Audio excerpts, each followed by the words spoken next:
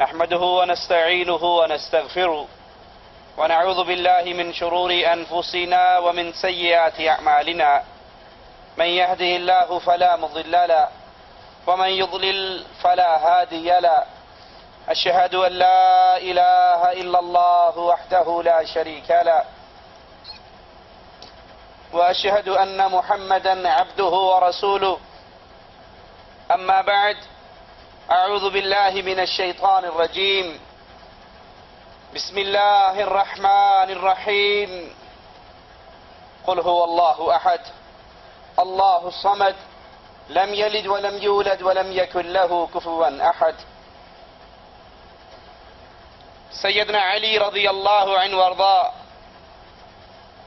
رسول کریم صلی اللہ علیہ وسلم کے وہ عظیم الشان صحابی جن کے بارے میں امام الانبیاء امام اعظم محمد الرسول اللہ صلی اللہ علیہ وسلم نے فرمایا تھا، اے علی، میرا تمہارے ساتھ رشتہ، میری تمہارے ساتھ نسبت، تم میرے نزدیک ایسے ہو جیسے موسیٰ علیہ السلام کے نزدیک ہارون علیہ السلام تھے۔ ہاں ایک فرق ہے کہ موسیٰ علیہ السلام کی جو رشتہ داری، جو نسبت، جو تعلق ہارون سے تھا، ہارون بھی نبی تھے، میری تمہاری محبت تو ویسی ہی ہے، تعلق تو ویسا ہی ہے، لیکن لا نبی بعدی، میں آخری نبی ہوں، میرے بعد کوئی نبی نہیں ہے۔ سیدنا علی رضی اللہ عنہ امام الانبیاء کے تربیت یافتہ انسان، آپ کے ہاتھوں پہ، آپ کے سائے تلے، آپ کے گھرانے کے اندر تربیت پانے والے، اپنے دل کے اندر اللہ کا ڈر رکھنے والے، ایک جنگ کے موقع پر ایک کافر کو گرا لیا، اس کے سینے پہ سوار ہو گئے، تلوار اٹھائی چلانے کے لیے کہ اس کافر نے آپ کے مبارک چہرے پر تھوک دیا، سیدنا علی نے اس کو چھوڑ دیا اور کھڑے ہو گئے۔ کہنے والے نے کہا، آپ تو اس پہ قابو پا چکے تھے، پھر اپنی تلوار کو کیوں روک لیا؟ کہا، اس نے میرے چہرے پر تھوکا تھا، میرے دل کے اندر یہ ڈر آیا کہ کہیں اس کو مارنے میں اللہ کی رضا کے ساتھ میرا اپنا ذاتی غصہ نہ داخل ہو جائے۔ جن کے پاس طاقت بے بہا، وقت کے خلیفہ ہیں، مسلمان حکمران ہیں، لیکن اپنی طاقتوں کو کبھی اپنی ذات کے لیے استعمال نہ کیا سیدنا علی نے رضی اللہ عنہ وارضا۔ ان کی ذرہ گم گئی۔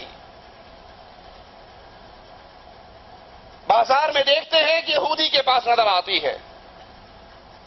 اور اس یہودی سے کہتے ہیں یہ تو میری ہے، گم ہو گئی تھی، آج تمہارے پاس نظر آئی ہے۔ وہ کہنے لگا، نہیں یہ تو میری ہے۔ اب یہ وقت کے مسلمان حاکم ہیں، چاہے تو چھین لے، چاہے تو اس کو گرفتار کروا دیں، طاقت ان کے ہاتھ میں ہے، حکومت ان کے ہاتھ میں ہے، لیکن یہ اسلام کا عملی نمونہ پیش کرنے والے کہتے ہیں، اچھا آؤ پھر اپنے اختلاف کو عدالت کے دروازے پہ لے جاتے ہیں اور قاضی سے فیصلہ کرواتے ہیں۔ قاضی شرح کی عدالت میں گئے، کہا یہ ذرہ میری تھی، گم گئی تھی، آج اس کے پاس مجھے نظر آئی، یہ میری ہے، اور یہ ماننے پر تیار نہیں ہے۔ قاضی اس یہودی سے پوچھتے ہیں، علی جو کہہ رہے ہیں تمہارا اس بارے میں کیا خیال ہے؟ وہ انکار کرتا ہے کہ نہیں یہ تو میری اپنی ہے۔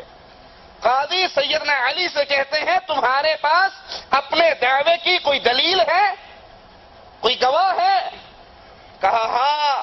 میرا بیٹا گواہی دینے کے لیے تیار ہے اور میرا غلام گواہی دینے کے لیے تیار ہے۔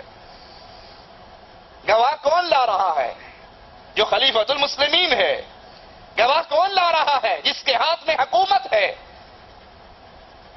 قاضی جواب میں کہتے ہیں کہ باپ کے حق میں بیٹے کی گواہی قبول نہیں ہوتی، آقا کے حق میں غلام کی گواہی قبول نہیں ہوتی۔ سیدنا علی کہتے ہیں، میرا بیٹا کوئی عام بیٹا تو نہیں ہے، میرا بیٹا تو وہ ہے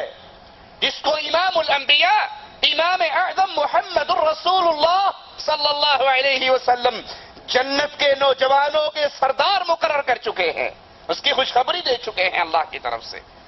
کہا جو کچھ بھی ہو بیٹا تو آپ کا ہے، یہ قانون ہے کہ بیٹے کی گواہی باپ کے حق میں قبول نہیں ہوتی، غلام کی گواہی آقا کے حق میں قبول نہیں ہوتی، لہذا میرا فیصلہ یہ ہے کہ یہ زرہ یہودی کے پاس رہے گی، یہ اسی کی ہے۔ سیدنا علی رضی اللہ عنہ وارضا عدالت کے اس فیصلے کے سامنے اپنی گردن کو جھکا دیتے ہیں، کہتے ہیں مجھے منظور ہے جو فیصلہ آپ نے کیا ہے، میرا بھی یہی فیصلہ ہے، میں آپ کے فیصلے کو مانتا ہوں۔ یہودی حیران کہ یہ مسلمانوں کا عجیب دین ہے، یہ مسلمانوں کے اندر عجیب قانون کی مساوات ہے، یہ خلیفۃ المسلمین اسلامی حکمران اور عدالت کے فیصلے پر اپنی گردن کو جھکا دیتا ہے۔ وہ اعلان کرتا ہے کہ آپ بھی سچے ہو، آپ کا دین بھی سچا ہے، یہ زرہ میری نہیں سیدنا علی کی ہے، میں ان کو لوٹاتا ہوں اور اشہد ان لا الہ الا اللہ کا نعرہ لگا کر اہل ایمان میں شامل ہو جاتا ہے۔ وہ سیدنا علی رضی اللہ عنہ وارضا کہ جب اللہ کے رسول صلی اللہ علیہ وسلم کے خلیفہ سیدنا عثمان رضی اللہ عنہ وارضا شہید ہوئے تو پھر یہ مسلمانوں کے امور کے ذمہ دار بنتے ہیں اور خلیفۃ المسلمین بنتے ہیں، جنہوں نے اپنی زندگی نبی کے گھر میں گزاری، نبی کی تربیت گاہ میں گزاری،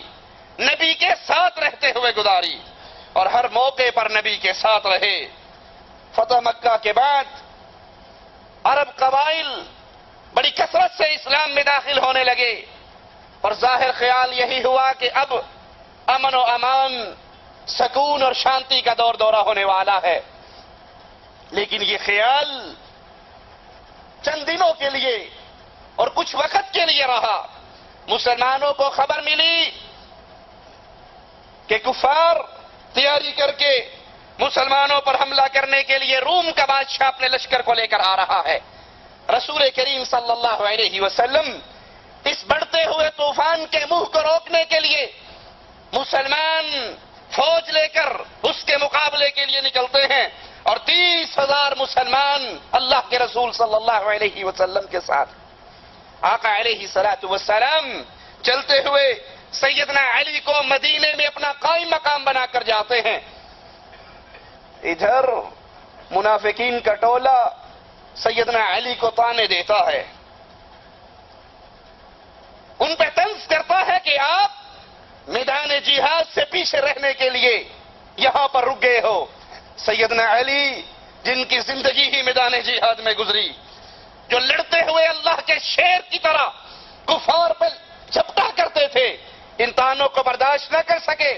اسلحے کو اپنے سینے پہ سجاتے ہیں، رسول کریم صلی اللہ علیہ وسلم کے پاس پہنچتے ہیں اور کہتے ہیں یا رسول اللہ صلی اللہ علیہ وسلم، آج تک ہر میدان کے اندر میں آپ کے ساتھ رہا، ہر میدان کے اندر میں نے مقابلہ کیا، لیکن آج پتہ نہیں کس وجہ سے مجھے آپ کا ساتھی بننے سے محروم رہا، میدان جہاد میں آپ کے ساتھ نہ آیا۔ اللہ کے رسول صلی اللہ علیہ وسلم حضرت علی کے جذبات کو سمجھتے ہیں اور محبت سے علی کی طرف دیکھ کر کہتے ہیں علی، کیا تم اس بات سے راضی نہیں ہو، کیا تم اس بات سے خوش نہیں ہو کہ میرا تمہارے ساتھ وہی تعلق ہے جو موسیٰ کو ہارون کے ساتھ تھا، جو موسیٰ علیہ السلام کو ہارون کے ساتھ تعلق تھا، وہی میرا تعلق تمہارے ساتھ ہے، لیکن میرے بعد نبی کوئی نہیں اور موسیٰ کے بعد ہارون بھی نبی تھے۔ سیدنا علی